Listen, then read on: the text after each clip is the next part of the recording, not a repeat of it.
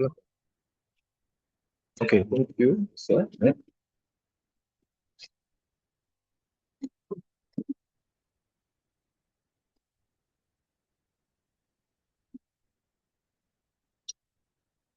Okay, hello everyone. Okay. Do you have any questions? Yeah, still we are recording our lecture. Okay, so for people who went for the military service. Yeah, so we are studying the consequences of controlling the prices. There are two directions, okay, of controlling the prices. One way is price ceiling. By price ceiling, we want to push the price down. Without the control, the price would be high. So that's why we are worried. We are worried about this high rental price, okay, for for young people, for low income owners. So we are worried about this high rent. So we want to push this price down by regulating the price directly. So this is the maximum price that is allowed case in this market. Okay.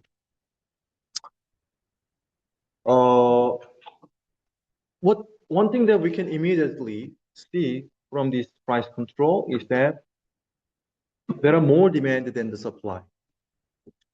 Okay. Where do the demands come from? The demands come from people, different people who are looking for rental housing in the city. When the price is lower, more people want to come to this town. Okay. Because they want to, benefit from this low pricing, okay, low rent. But the supply is limited. The rental housing is, so where do these rental housing come from? The landlords, who are the landlords who own multiple housing units? Okay. So in Korea, we call it 다주택 소유자. Okay. So they supply rental units. Okay. When rent is controlled, okay, they, rather than supplying rental, they might want to sell them out. Okay, so they might want to put their houses on sale rather than renting in the rental market. So anyway, and the other reason why the rental housing supply is lower when the price is regulated is because there is less new construction. Less new construction. Okay, so less right. So they know that the rents are regulated. There is no enough revenue to make when new rental housing units are constructed. So there is no enough construction. Okay. So that's why supply is limited. Okay. There are more people who want rental housing. The result is excess demand. Okay, so the result is excess demand. Okay, the housing shortage of 0.4 million apartments. Okay, caused by price ceiling. Okay. One good thing about this policy is that prices are now low. Okay, yeah, so people can benefit from this low rental pricing. So that's good. But is it really good? Okay, is it really good? There are reasons why we criticize this price ceiling policy. The one reason why we criticize this policy is that the quantity transacted in the market is inefficiently low. Okay, so there is not so enough transaction in the rental market. And the second reason is that allocation among customers, among buyers, is inefficient. Okay, what do you mean by inefficient allocation? Let's think about that. And wasted resources and time and effort and inefficiency, low quality. So those are the reasons why we criticize this policy. Okay, inefficiency, low quality, low quantity. How many units are transacted in the market? Okay, so let me use the template here.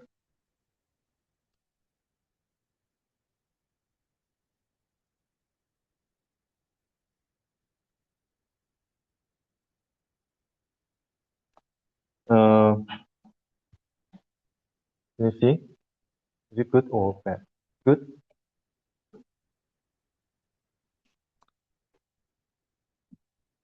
Okay. Quantity and price. Okay.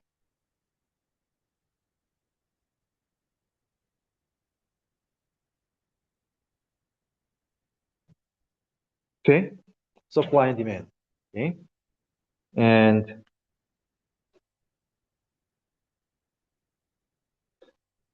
before rental control, before the price control, what is the consumer suppliers? Consumer suppliers is this much. Okay. What is the producer suppliers? Producer suppliers is measured by the difference between price and their cost. Okay. For each seller, their benefit is this much, but there are many sellers. The total surplus is this much. Okay. So that total area gives the uh, uh, what the total surplus of all buyers and all sellers. Okay. Now price is regulated and controlled at this level. Okay, this level. This is controlled price P. Let's say controlled price. Okay. Then how many units are transacted in the market? So out of, you know, so what is the quantity supply? So when the price is regulated at PC, the quantity supplied is this one here. The quantity supplied, supplied, okay, quantity supplied. And because it means that there are only QS available apartment units. So that is quantity transacted in the market. Okay. So then, what is the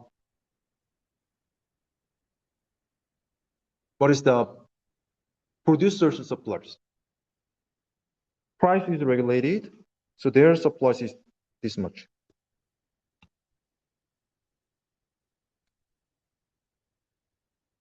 Okay. Their suppliers. This is their suppliers. Okay. And what is the buyer consumer suppliers? Their suppliers is their suppliers. For those who are so under the assumption, there's an assumption here. The assumption is that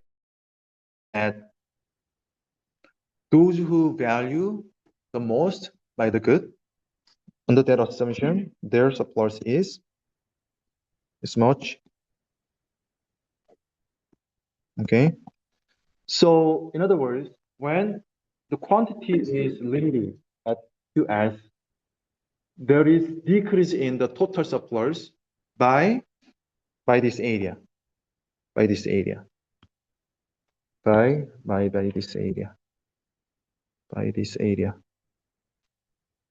So that is what we define as the deadweight loss. Deadweight loss. Okay, so the reduction in the total suppliers as a result of the low quantity transacted in the market. Okay.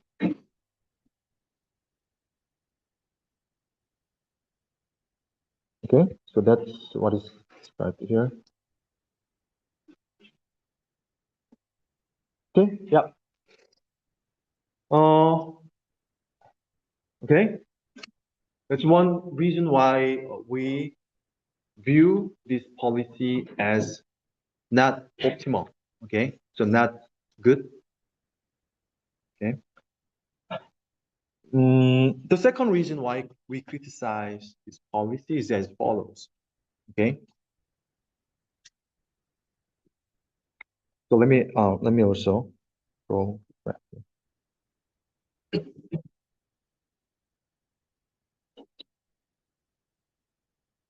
Okay.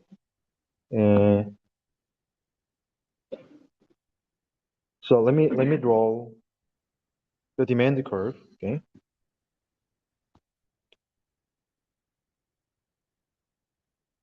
This is Q. This is price. Okay. Um.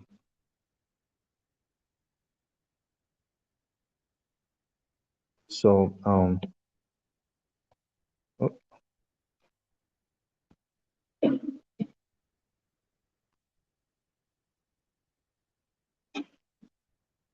okay. Yeah. So so this is 1,000. Okay. So 1,000. So thousands is the price before the regulation. So when there were no price control, the rental price was thousands, okay, per unit, okay? And right, so that's the demand curve, okay? But the price is regulated at how much? 800, okay? Yeah, it's 800.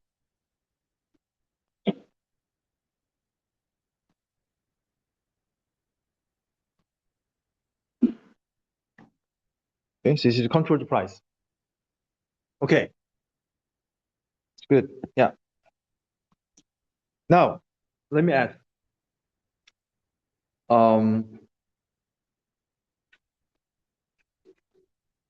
Think about a person. Okay, think about you. You're looking for a house. Okay, and then your valuation on rental housing is your valuation, your willingness to pay. Your willingness to pay is 1,500. 1,500. Okay, and my willingness, and then professor's willingness to pay.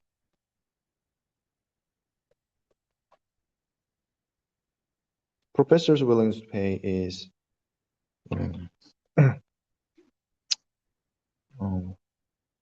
900.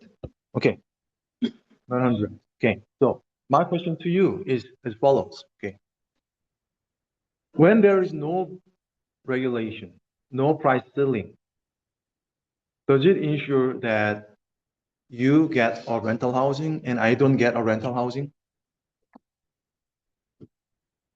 Yes or no? Yes. Okay. Yes. Okay. Yes. No. Okay. So my question is as follows. Okay. Again, if there were no regulation, so if there were no regulation, does the market ensure that you get a rental housing and I don't get a rental housing? The answer is yes. Okay. Why? Because the price is thousands. Okay. So which is determined at the intersection of the supply curve. So your point is here, your location is here, and then you are within the, so this is 1,500, and it ensures that because your valuation is higher than 1,000, you get one, and my valuation is only here. My valuation is only here, which is a 900. Okay. then I don't get one. Okay. Now let's change to the case where you get, so there is price control. Now price control here. Does it ensure that you get a rental housing and I don't get a rental housing when the price is controlled at 800?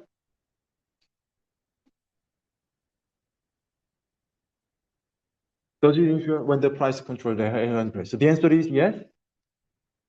Okay, and then or no. Okay, so many of you don't know. Okay, it does not ensure that you get one and then I don't get one. So in other words, it's inefficient. It's inefficient. Why? Because I may get one and then you may not get one. That's not good. Why? Because your willingness to pay is high and my willingness to pay is only small. If it is efficient, for it to be efficient, you get one and I don't get one. Because this is precious. This is scarce resource. Those who value it more should get one. For those who don't value it more should not get one. If the price is regulated at 800, okay, 800, there are people, okay, there are this amount of people, the quantity demanded, who are looking for a house. Okay, so who are looking for a house. That includes whom? Me and you. Why? Because 800 is low compared to your willingness to pay, and it is also lower than my willingness to pay. So if the price is regulated at 800, okay, both you and I are looking for a house, okay? But then how many units are available here? How many units are available? Only QS units are available, okay? So now it's a law. It's a law, purely law. Even though your valuation is higher than mine, because of this shortage, so less supply than demand, there is competition between buyers. Okay. So allocation is made by law. Okay. So I'm lucky, I got one, and then you're not lucky, you didn't get one. Okay. That's inefficient allocation. Does it make sense? Okay. Then I got one at 900. Then we can make a deal. Okay. I know that your willingness to pay is 1,500. Then my willingness to pay is 900. Okay. So what if there is trade? So what is the idea? Between you and professor. At which price? At which price? Say, I suggest that, okay, if you want to live in my rental housing, you pay $1,200. Then you pay $1,200. Does it give benefit to you? Does it give benefit to you? Yes. Because your willingness to pay is $1,500. You pay only 12, right? That's good for you. My willingness to pay is only 900. Then I receive 1,200 from you. So there is secret, secret transaction between you and me. That's illegal. That's illegal. Why? Because transaction at 1,200 above 800 is illegal. Okay. So we have reason to break the law. Okay.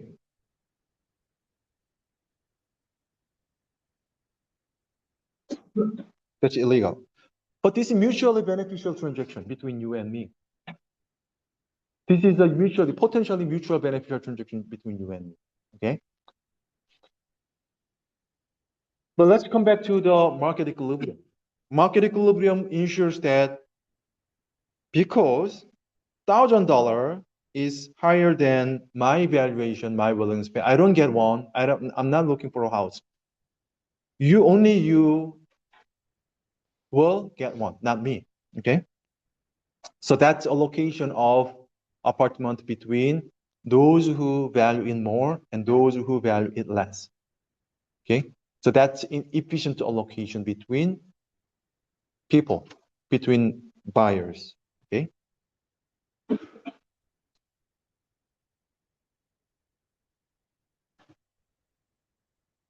Okay.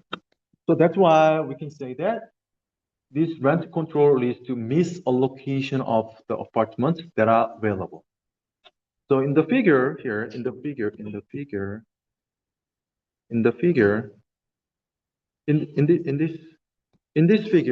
figure here, out of 2.2 million, only 1.8 million is available.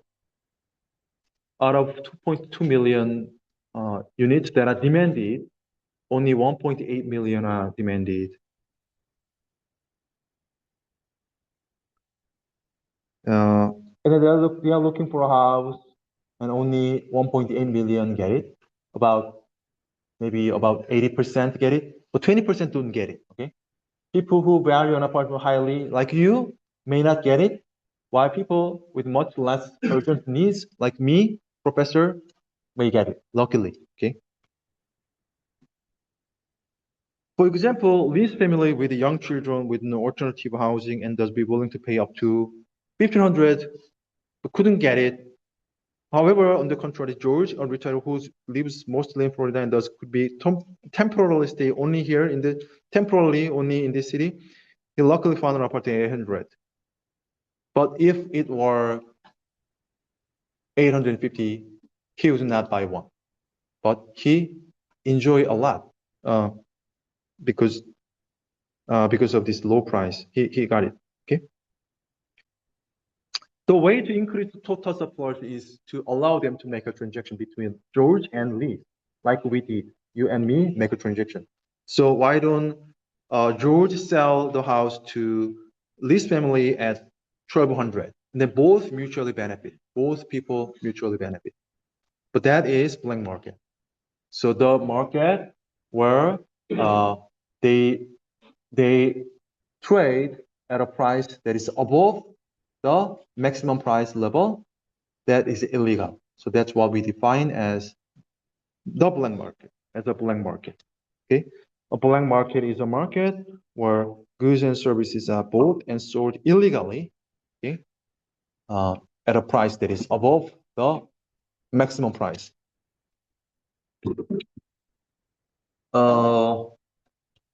Third reason why we criticize this price ceiling is because it involves wasted resources and time and effort. So one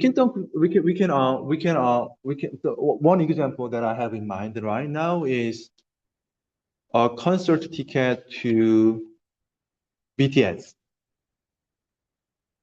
Okay, I don't think the concert ticket to BTS should be higher. Okay, so there should, I mean, too much price maybe not good for the society. Maybe. But what if the price is regulated? Okay, so for the concert ticket, then what would you do if you are a big fan of BTS? Then you will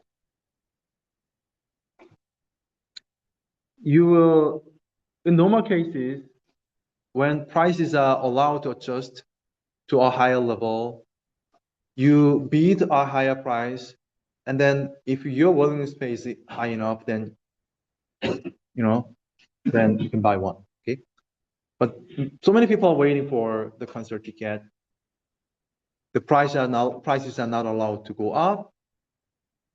What happens is that people wait in front of the computer to buy a ticket.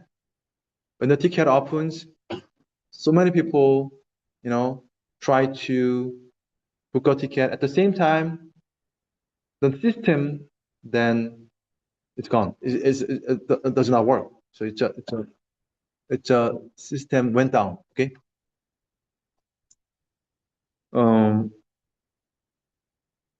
This is because of this shortage.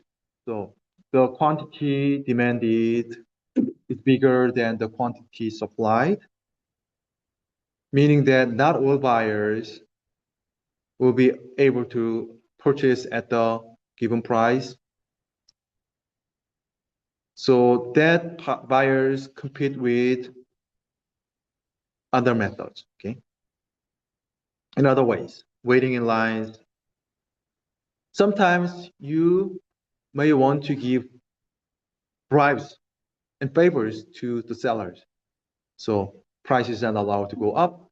Okay, instead, I cannot compensate with a higher price, but instead, I can give you some bribe. Okay, then why don't you sell your item to me? Okay, so the example is Soviet Union. The average time in line for a Soviet woman was 2 hours every day to buy bread. Okay, because prices don't adjust. Okay, then sellers know that. Sellers know that there are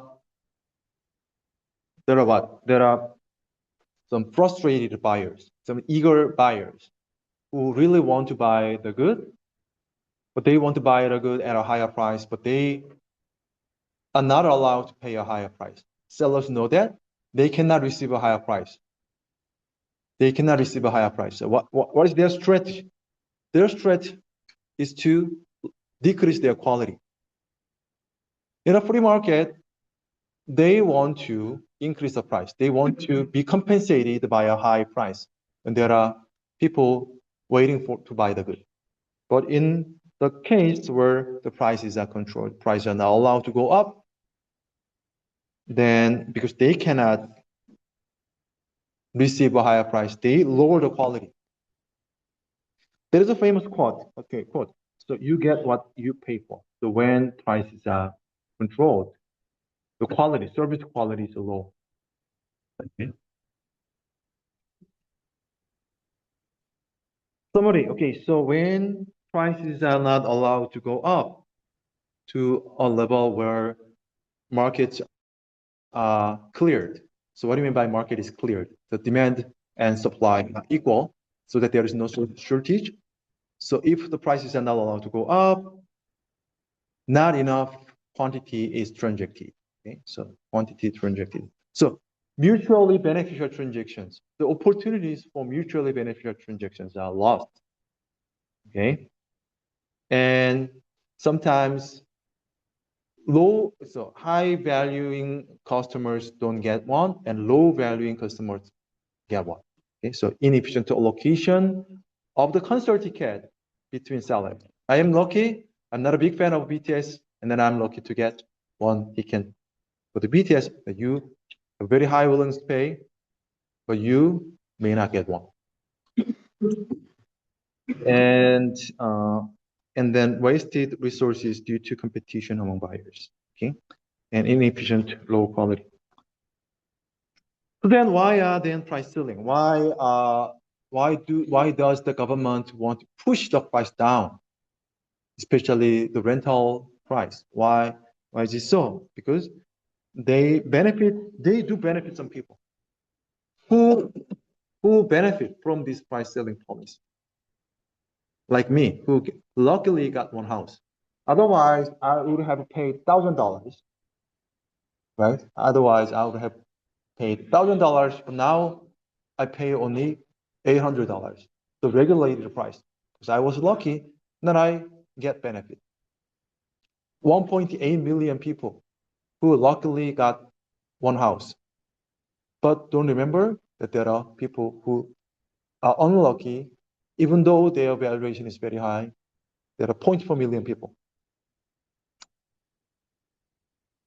So that's why government can get support from people like me. Okay. And if the price ceiling is long-standing, buyers may not have a realistic idea of what would happen without it. Okay, government officials often do not understand it and supply and demand analysis. So what is the goal of the government official? Their goal is to keep their position. Okay, the bureaucracy. So the way they try to maximize their own goal is to regulate everything, right? So that they can maintain their power. And for politicians, their goal is to not necessarily maximize the consumers and producers' welfare, the social welfare.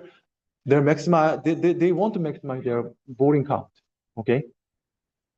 Of course, okay, there are good politicians, there are bad politicians. Okay, so you should be able to distinguish between people who are concerned about maximizing welfare and those who maximize their voting count. Okay, that's difficult. Okay, so that's difficult. Okay, so yeah, so 1 minute for you. Okay, so this one.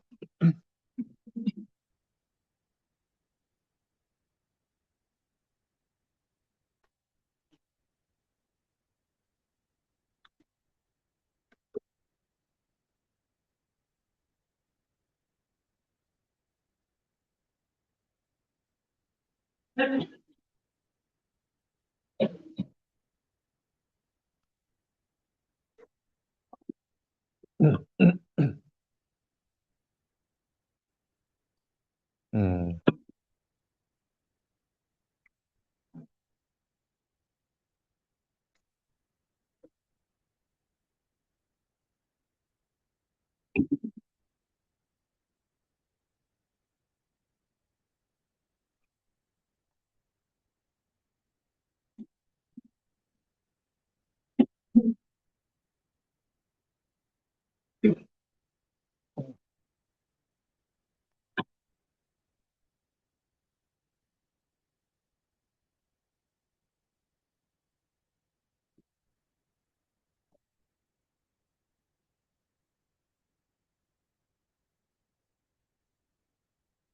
okay. Uh, you should be able to analyze things based on the supply and demand framework. Okay. Uh, yeah. So let's think about it here. So what happens if the price of parking is limited at 0? So if parking for free, basically. How many parking spaces do we have in our campus?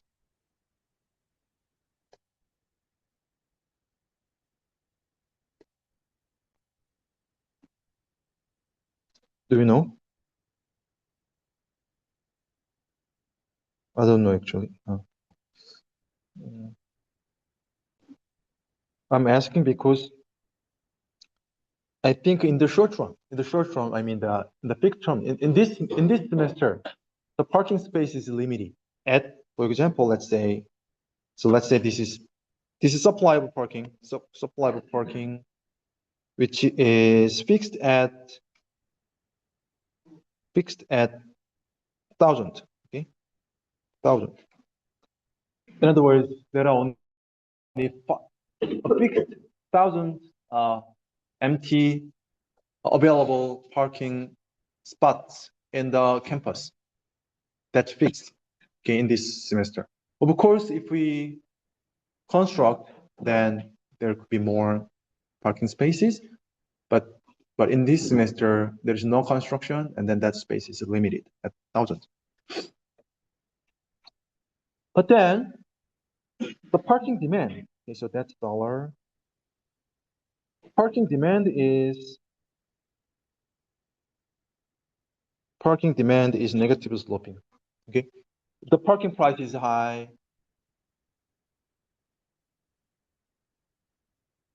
The parking.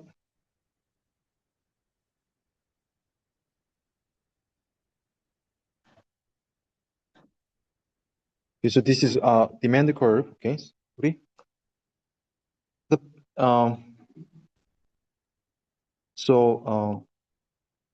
did you drive today? Maybe not many of you drove today because you don't have a car yet. But many professors drive. Okay, so think about the professors. They have some incomes they want to drive. Okay, so then yeah, I don't drive, by the way. Okay. So then let's sort them. Let's sort professors according to their willingness to pay. Okay.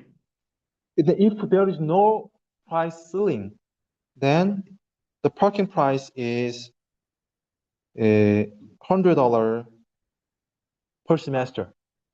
Okay, per semester. But there are some professors who will buy a ticket even when the price was $500 because they live very far away from the campus. Then there is no public transportation that connects their home to the campus. They are willing to pay $500 here. Okay, and then I have no valuation because I don't want to drive. I don't like driving. So my valuation is only $50. If it were $50, if the parking fee is $50, I would buy a parking ticket, the parking ticket, the regular ticket, and then I can drive. Okay. Based on that, okay, so it is possible. So one professor whose valuation is 500 will drive and park on campus, and people whose valuation is less than 100, like me, would not drive. Okay, then I don't buy a parking ticket at $100. Now let's change the situation. Where now university want to make people happier so that they charge no price on parking. In other words, they make parking just free. So that is the price that the university charges. The price that the university charges zero. Parking becomes free. Now anyone can drive to campus, and then they can park on campus. What happens is as follows. Okay, I'm going to buy a ticket because I'm going to drive and I try to park because it is free. Okay, so that I will drive, and also professor like another professor. So all people will want to drive. Okay, so then the demand for parking space is this much. The supply is limited at this much.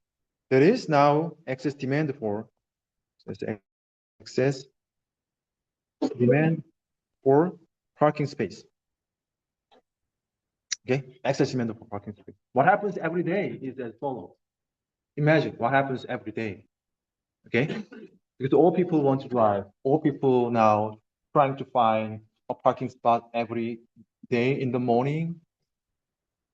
There are people who waste their time to find a parking space, so they are late in classes. Okay, and then like me, okay, so I drove, and then I was lucky. Then I got one parking space, and I arrived on campus on time and in class on time. That's good. Okay. Does it make sense? So now let's go back to the original question. So all students will be happier. All students will be happier because you got the parking tickets at a free price. But as you see, not all students will be happier. He will be happier, right? So the professor whose willing space of 500 will be happier before the price regulation. So that's not true. There will be more parking space in campus. Parking space is limited at thousands. Okay, it's not true. Surplus, there's shortage in parking. Students who use the bus may now instead drive, which would worsen the parking problem. Like me, I originally used the bus and I now decide to drive to the campus, which worsens the parking problem. Okay. Questions? Nope. Okay, so far we studied price ceiling. Okay. Do you find writing here is better than writing on the whiteboard?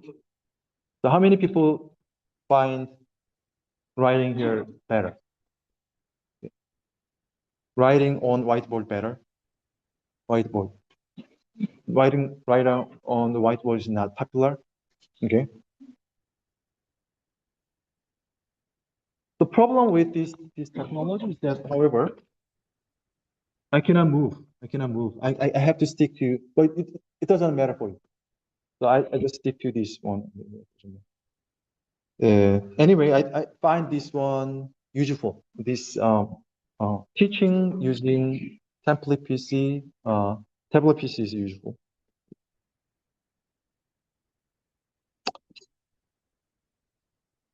Price floor. Okay, so we studied the price ceiling. Now we focus on price floor. Okay, what is price floor? It's imposed when we want to push the price up. Price ceiling is imposed when we want to push the price down. So this is the maximum price. Price floor is minimum price. At least price should be that level. We want to push the price up. Okay. So sometimes governments want to push market prices up. Okay. Buyers are required to pay over the regulated price level. This is the minimum price.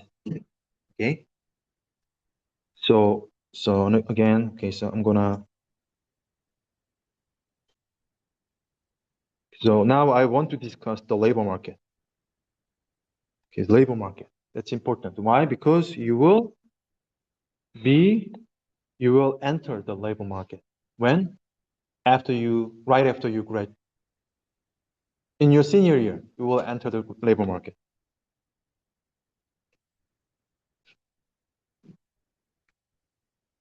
But the labor market that you will join is not the kind of a market where this minimum wage is applied, because you will seek a job that pays well.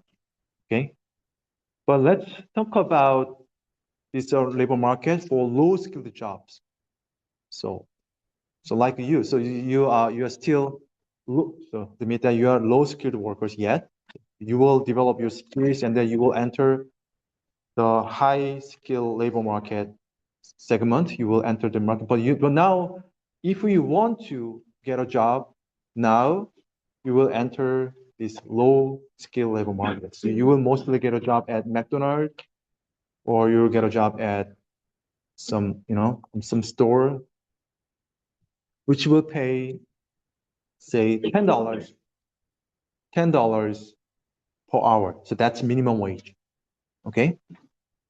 So now, imagine that you are supplying your labor. Yes, sir. Supplying your labor. So let's say it's the quantity of labor services. Okay. And the price of labor. The price of labor. What is the price of labor? What are you given as the compensation when you supply your labor? That is,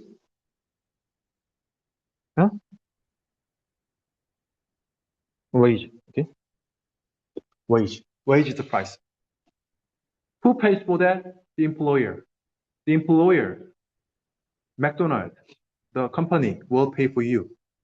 Okay, so that's demand. Okay, so that's the demand. Who demands the labor? Let's say. So I don't like the idea of giving this particular example, but to be more practical, to be better example for you, it's a demand for labor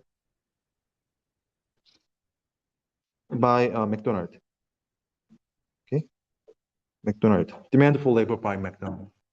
They are looking for more workers when wages are lower. When wages are high, what do? When wages are high, what is their strategy? Their response is to decrease their labor demand by replacing labor by what? By machines. By the automating older machines. What is it called? The vending machine. Or they can even sometimes these days they are considering hiring robots of making hamburger, because it is simple task. Okay, so this humans jobs can be replaced by robots. It happens not just in McDonald's, but also in the automobile assembly. Okay. So when the prices are higher, the wages are higher, they will likely adopt more robots and vending machines so that their demand for labor is low. When labor is low, they will want to use more labor for their production. Okay. Then supply. So supply by part-time workers. Okay. So I know. Sorry, I said this. So we call it in Korea. We call it Arbeit. So assume that this low-skill labor segment is supplied by Arbeit workers. Temporary workers, supply. It's just supply. Temporary workers.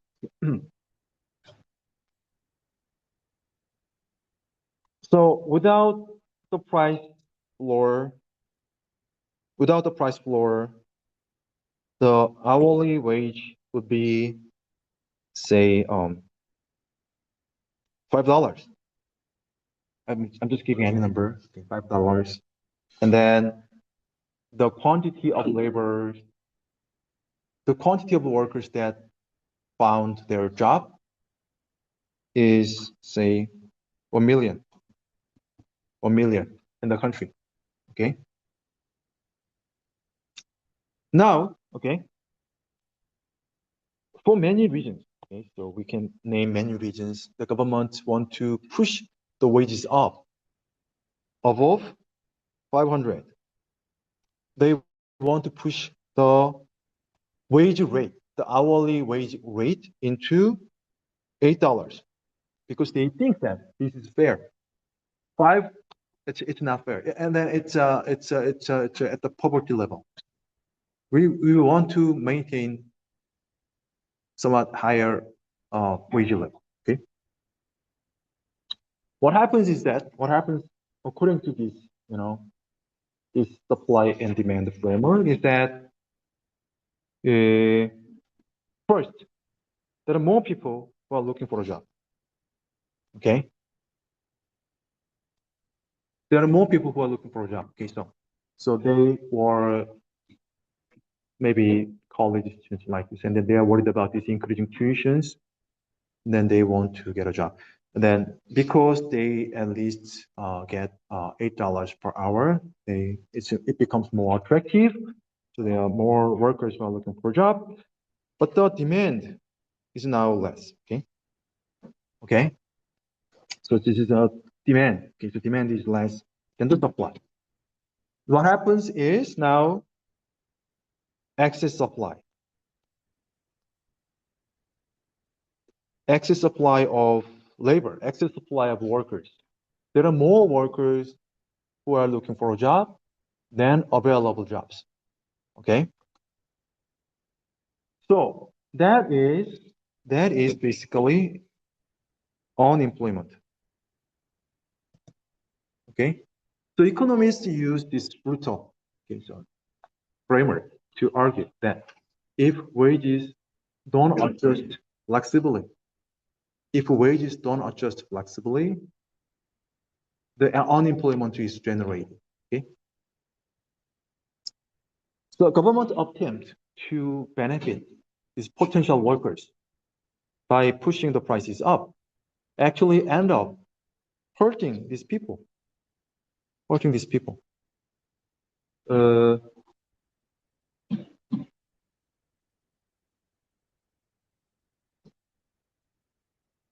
Yeah. Yeah. So that is why we're worried about this minimum wage law. However, there are many actually controversy about this labor minimum wage. Okay. So, uh, uh, first, do we need any evidence using data based on the data that says that does minimum wage law actually reduces employment? According to this framework, it says that higher the minimum wages, the less employment size. Okay, so a lot of economists okay, uh, researched on this topic based on data sets from many contexts, many countries, many cities, and many uh, uh, uh, policies, different policies. They have mixed evidence. I mean, some studies show that higher minimum wages actually reduces the employment, and some studies don't find any significant effect of minimum wage on the employment. Okay, it's asking whether this framework is right or not. Okay, so if this framework is right, then there should be less employment or higher unemployment rate when minimum wage is higher, but not always the case. So people, economists have different evidence based on different methods, based on different data. They provide different evidence. But anyway, so at this level, we can use this supply and demand framework to analyze the effect of price floor. This minimum wage law is an example of price floor. Okay. So examples of price floor. Labor market. Okay. So buyers are firms, employers, and sellers are workers. Okay. We want to push the price of labor up, then we impose minimum wage. And also in the agricultural market, such as milk, butter, wheat, and rice. In Korea, we adopt diverse policies to protect farmers' incomes. So in the case of this excess supply and uncertain market situations, government, in many cases, in many situations, government buy the agricultural products, buy up. I mean the rice and those things to protect the farmers' income. And other examples include services include air travel, which were heavily regulated in 2070s. So example we will talk about, will give today is the market for butter.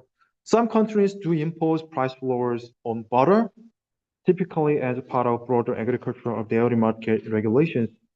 In Korea, we don't eat a lot of butter, but in Europe, I know that in Europe and other Western countries, butter is a very important thing.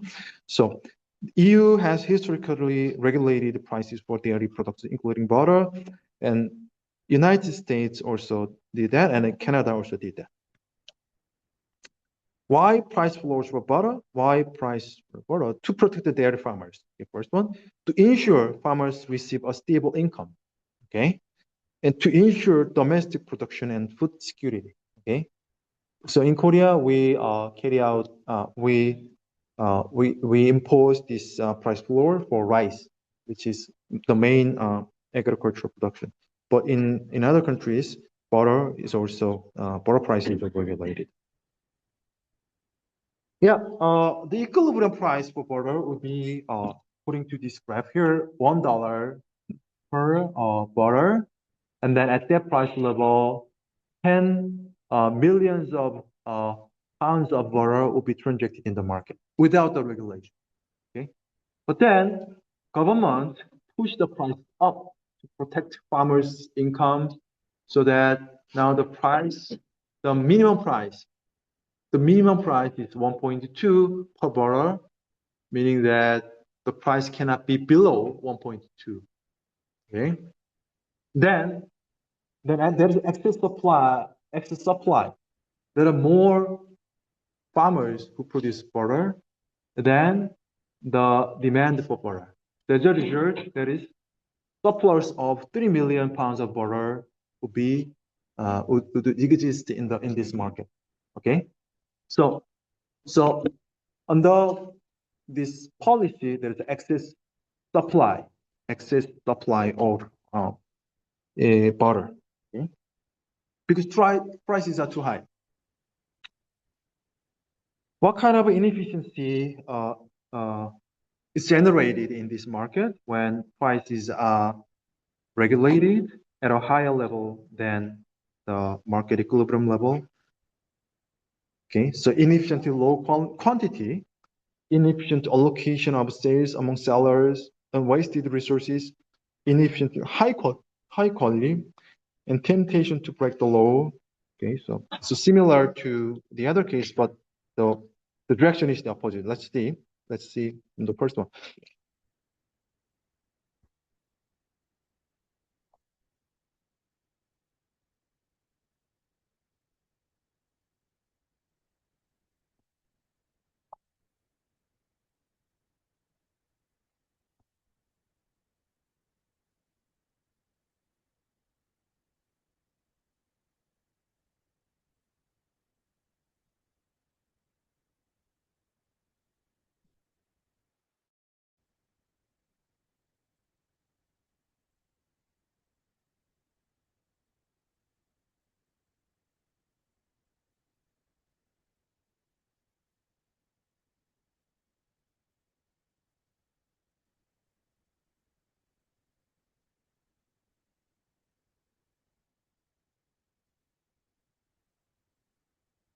Okay.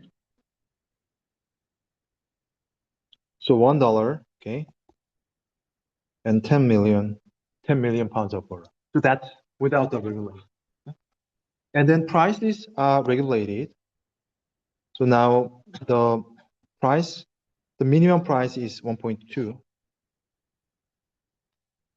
Okay. Then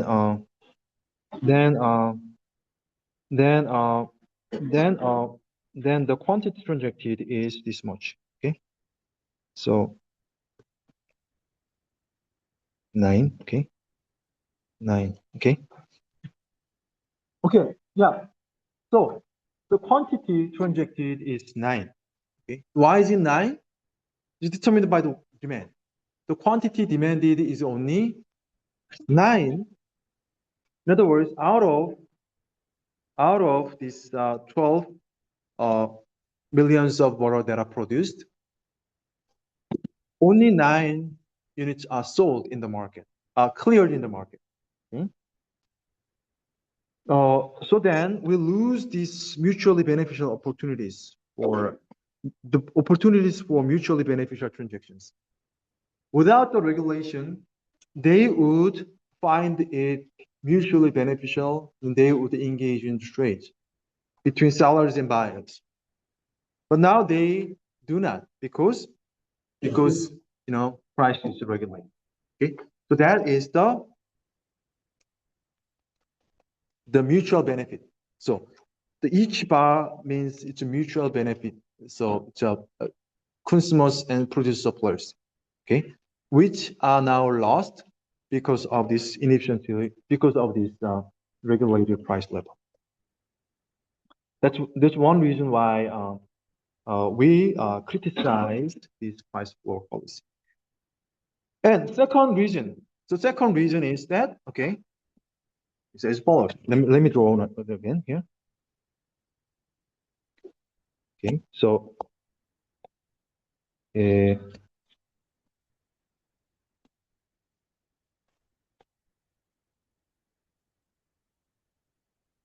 okay, this is supply curve, okay, and this demand curve, okay. So there are many sellers in this market, okay. Your cost of selling the butter is $1 is 0.3. It's small. You are efficient seller. I mean that you are low cost seller. You're very good at you're highly productive. You're highly productive. Okay. That's why you produce it at 0.3. Okay. I'm inefficient seller. I'm not very productive seller. I produce it at 1.1. What do you mean by that here? I'm here, and you are here. You're a very good seller. Like this is you, and this is me. Okay. The difference between you and me is that you are a productive and diligent and efficient producer, and I'm not. Okay. So that's why I produce at the cost of 1.1. You produce only at 1.3. Okay. Now the price is regulated at 1.2. That's regulated price. Okay. Then out of this 1.2 million units that are supplied in the market, I also supply in the market. I'm a butter producer and you are also a butter producer. Okay.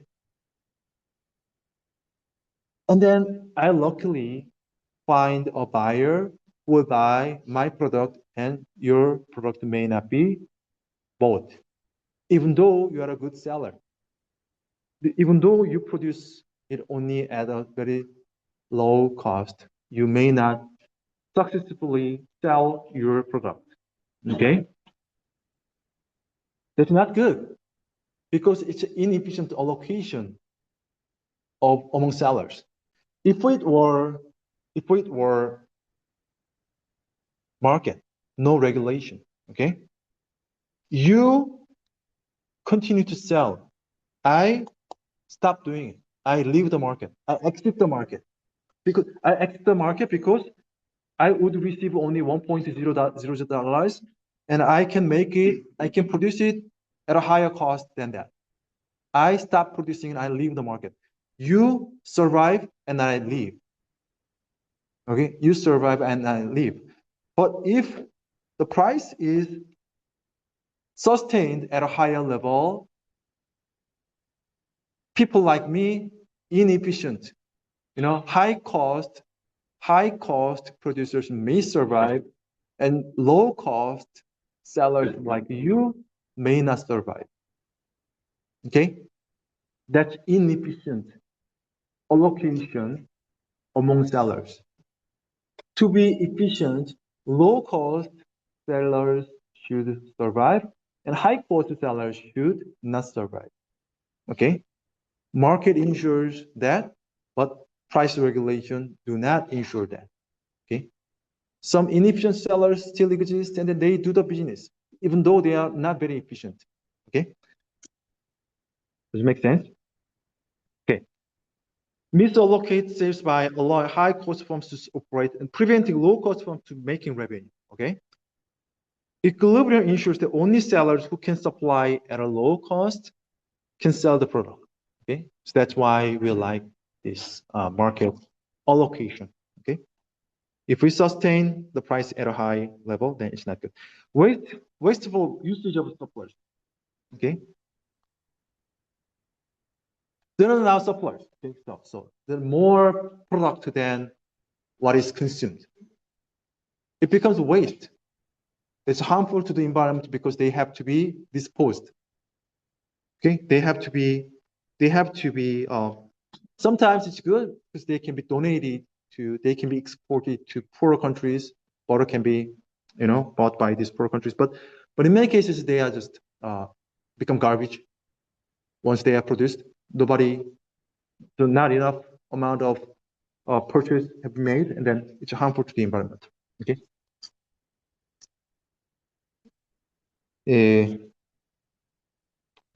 And inefficiently high quality. What do you mean by that? Okay, so high quality.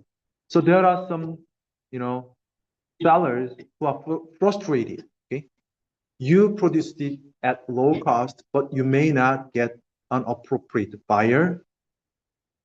So then you cannot clear out your stock. Okay, so you have something in your inventory. Okay. So how would you sell them out? So one way is to sell them out with some additional benefit. Okay. When prices are not allowed to go down, you will respond it by offering some higher quality. What do you mean by higher quality? Some additional pecuniary benefit, so additional extra benefit. Okay. So one example is 2 nights free meal that were offered in the airplanes. Because air tickets were maintained so high, airlines could not compete with other airlines by lowering their price. So the way they competed with other airlines is to provide free meals, 2 nights free meals, which you don't like. You want to get a air ticket at a lower price that's better for you, but you get free meal. That's not what you want. You get a lower price rather than free meal. That's why, and then there's temptation to break the law by selling below the legal price. Okay? The legal price. Yeah. Why don't you solve 1 minute for 1 minute? Okay.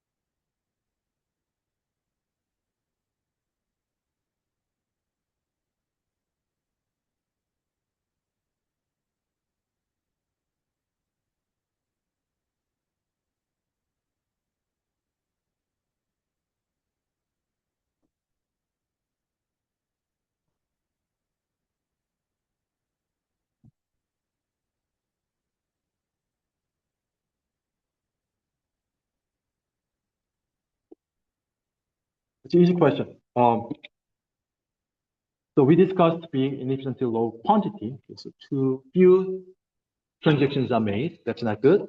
And inefficiency high quality. So when prices are not allowed to go down, they compete by offering inefficiency high quality. But you want lower price, not high quality. That's not it. Along some inefficient firms like me to operate in the market. So inefficient firms should be out of the market, and only efficient firms survive in the market. That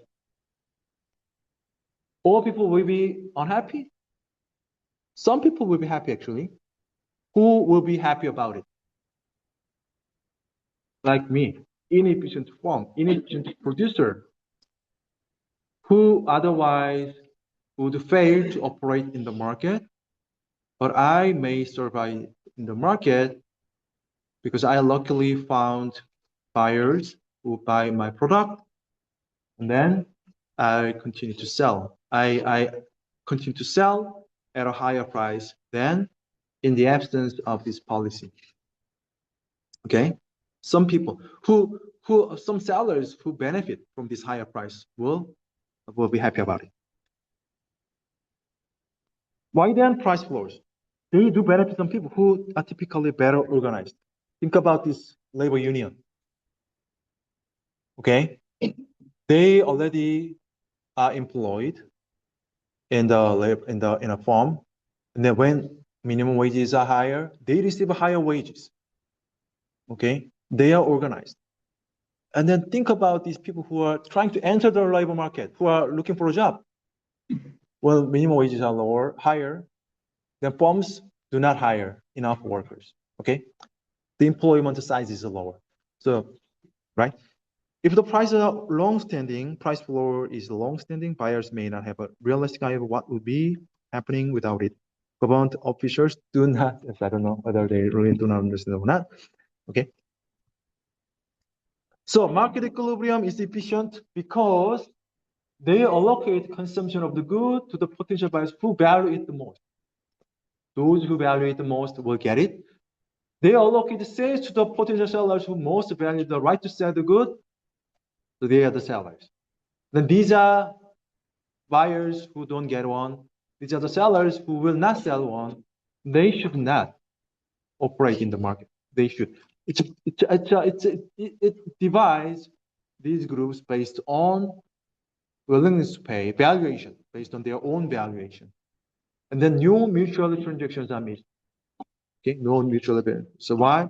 That's why our market is efficient. If any attempt to control the price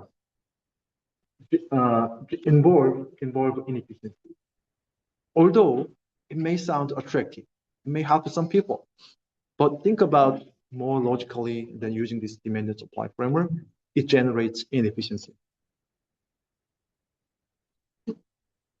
Okay, so let's do it next week. Okay, so the last thing. Okay, so see you next week. Yeah.